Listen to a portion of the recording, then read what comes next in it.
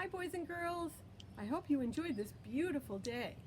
I know a lot of you really like the story about Elephant and Piggy, and so today I'm going to let you know how Elephant got his trunk.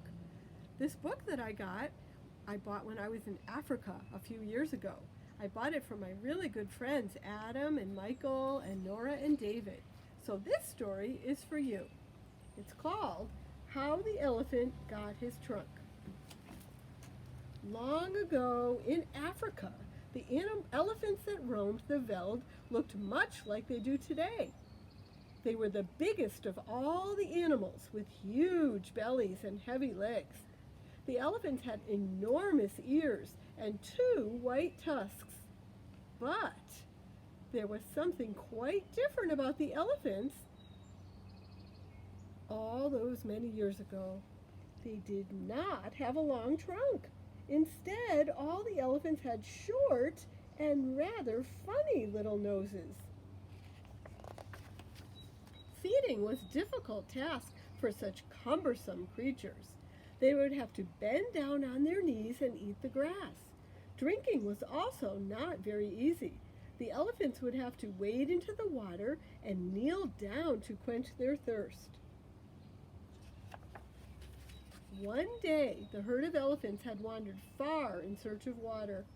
Eventually, they found a new river, and before long, they were kneeling in the cool water to gulp down as much as they could.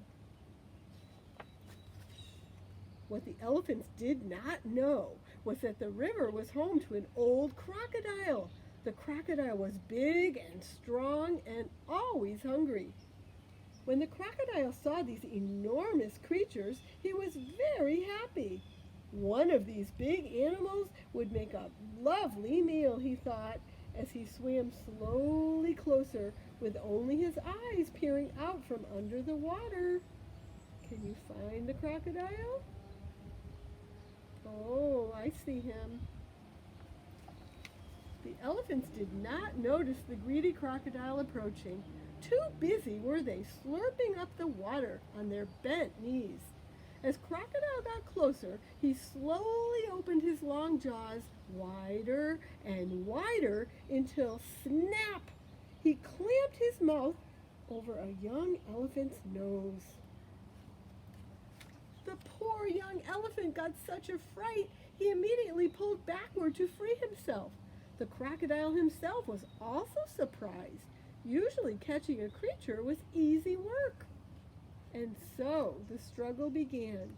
Back and forth they tugged. Sometimes it looked as though the crocodile might win, but then the elephant tugged with all his might and he managed to pull the crocodile onto the riverbank. But then the crocodile would pull the other way again. The other elephants looked on anxiously, all cheering loudly when the elephant seemed to be winning. Soon a crowd of other animals gathered at the water. There were monkeys and zebras, there were buck and warthog, flamingos, and many more, all cheering the elephant on because at one time or another they had all lost a friend to the jaws of the nasty crocodile.